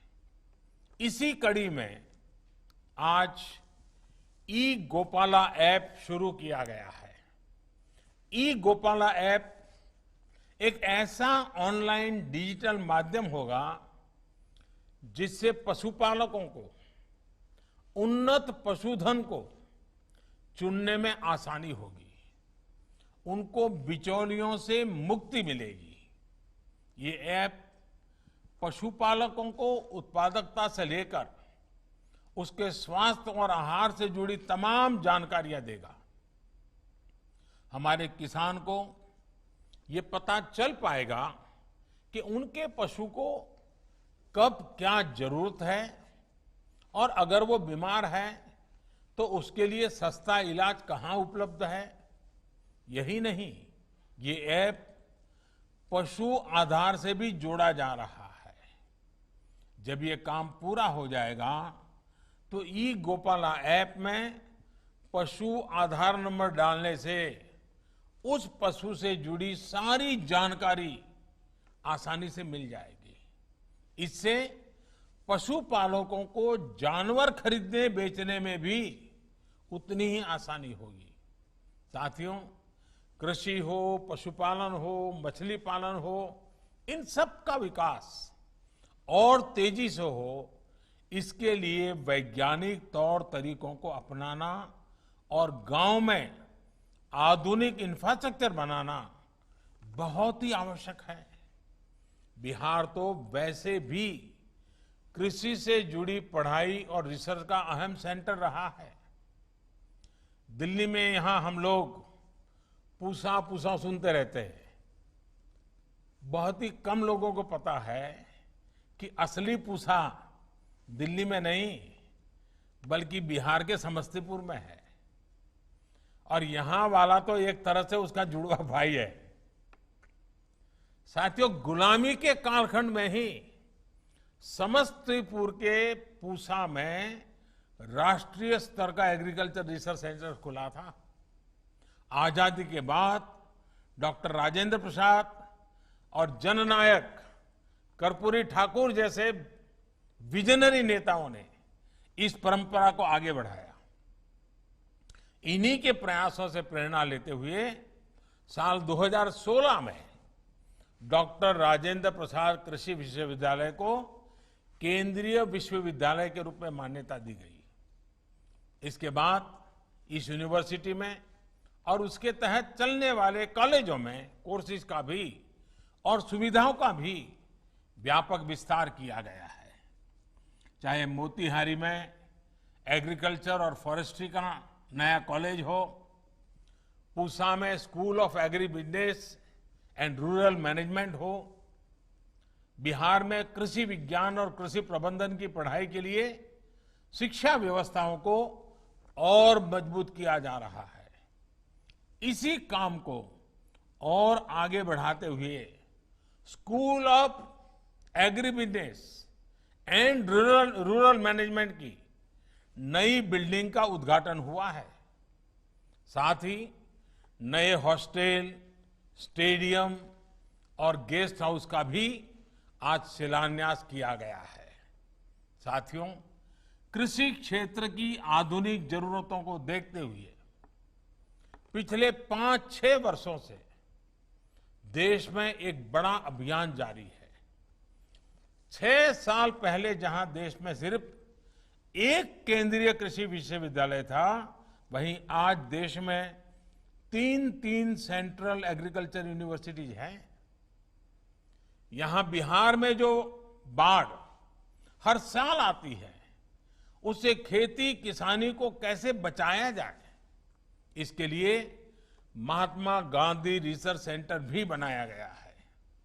ऐसे ही मोतीपुर में मछली से जुड़ा regional research and training centre, Motihari में पशुपालन से जुड़ा कृषि और डेयरी विकास केंद्र, ऐसे अनेक संस्थान कृषि को विज्ञान और तकनीक से जोड़ने के लिए शुरू किए गए हैं। साथियों, अब भारत उस स्थिति की तरफ बढ़ रहा है जब गांव के पास ही ऐसे क्लस्टर बनेंगे जहां फूड प्रोसेसिंग से जुड़े उद्योग भी लगेंगे और पास ही उससे जुड़े रिसर्च सेंटर भी होंगे। यानी एक तरह से हम कह सकते हैं, जय किसान, जय विज्ञान और जय अनुसंधान। इन तीनों की ताकत जब एकजुट होकर काम करेगी, तब देश के ग्रामीण जीवन में बहुत बड़े बदलाव होने तय हैं। बिहार में तो इसके लिए बहुत संभावनाएं हैं। यहां के फल, चाहे वो लीची हो, जर्दालू आम हो, आंवला हो, मखाना हो या फिर मधुबनी पेंटिंग्स हो, ऐसे अनेक प्रोडक्ट बिहार के जिले जिले में हैं। हर एक जिले की अपनी पहचान है। हमें इन लोकल प्रोडक्ट्स के लिए और ज्यादा वोकल होना है। हम लोकल के लिए जितना वोकल होंगे, उतना ही बिहार आत्मनिर्भर बनेगा, उतना ही देश आत्मनिर्भर बनेगा। साथियों, मुझे खुशी है कि बिहार के युवा, विशेष तौर पर हमारी बहनें, पहले से ही इसमें सराहनीय योगदान दे रही है। श्रीविधि धान की खेती हो, लीज पर जमीन लेकर सब्जी उगाना हो, अजोला सहित दूसरी जैविक खादों का उपयोग हो, कृषि मशीनरी से जुड़ा हायरिंग सेंटर हो, बिहार की स्त्री शक्ति भी आत्मनिर्भर भारत अभियान को ताकत देने में आज आगे है।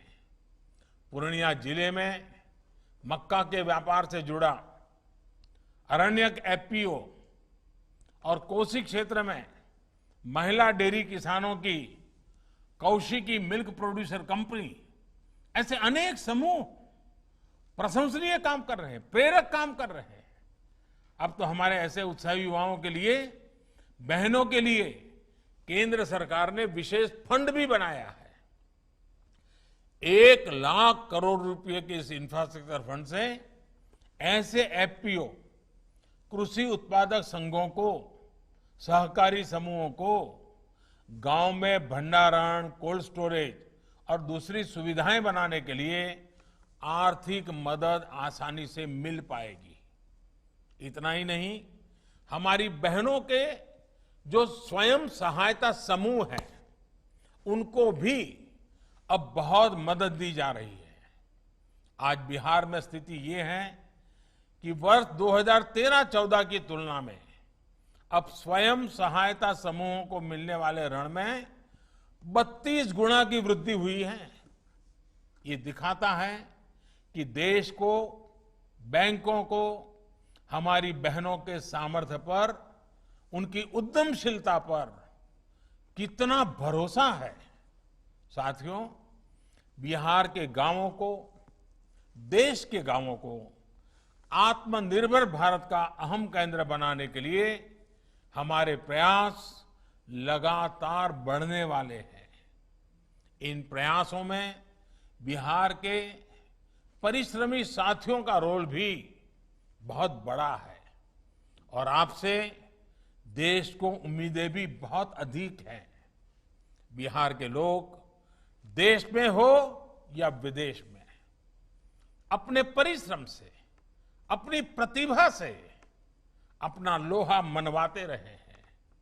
मुझे विश्वास है कि बिहार के लोग अब आत्मनिर्भर बिहार के सपने को पूरा करने के लिए भी निरंतर इसी तरह काम करते रहेंगे। विकास योजनाओं की शुरुआत के लिए मैं फिर से एक बार बहुत बहुत बधाई देता हूं, लेकिन एक बार फिर से मैं अपनी भावनाएं प्रकट करूंगा। मेरी आपसे कुछ अपेक्षाएं हैं, वो बताऊंगा और मेरी अपेक्षा यही है, मास्क और 2 गज की दूरी के नियम का पालन अवश्य करिए, सुरक्षित रहिए, स्वस्थ रहिए, अपने घर में बड़ी आयु के जो परिवार के जन हैं उनको बराबर संभाल के रखिए। ये बहुत आवश्यक है। कोरोना को लाइट मत लीजिए और हर नागरिक को, क्योंकि हमारे पास वैज्ञानिकों के द्वारा वैक्सीन जब आए तब आए, लेकिन ये जो सोशल वैक्सीन जो है वो कोरोना से बचने का उत्तम उपाय है, बचने का यही रास्ता है। और इसलिए 2 गज की दूरी, मास्क, कहीं पर थूकना नहीं, बुजुर्गों की चिंता करना, इन विषयों को मैं बार बार याद कराता हूं। आज आपके बीच आया हूं, फिर से याद कराता हूं। मैं फिर एक बार आपके बीच आने का मौका मिला। मैं बहुत बहुत राज्य सरकार का, हमारे गिरिराज जी का, सबका धन्यवाद करता हूं। बहुत बहुत धन्यवाद। मैं माननीय प्रधानमंत्री जी का हम सभी को उनका मार्गदर्शन देने के लिए हार्दिक आभार प्रकट करता हूं। मैं बिहार के माननीय मुख्यमंत्री श्री नीतीश कुमार जी, माननीय केंद्रीय मत्स्य पालन, पशुपालन एवं डेयरी मंत्री श्री गिरिराज सिंह जी, माननीय उप मुख्यमंत्री श्री सुशील मोदी जी, केंद्र सरकार एवं बिहार सरकार के सभी माननीय मंत्रीगण को इस कार्यक्रम में उपस्थित होने पर धन्यवाद देता हूं। इस कार्यक्रम में शामिल सभी महानुभावों को मैं हार्दिक धन्यवाद देता हूं, उनका आभार व्यक्त करता हूं। सभी को बहुत बहुत धन्यवाद।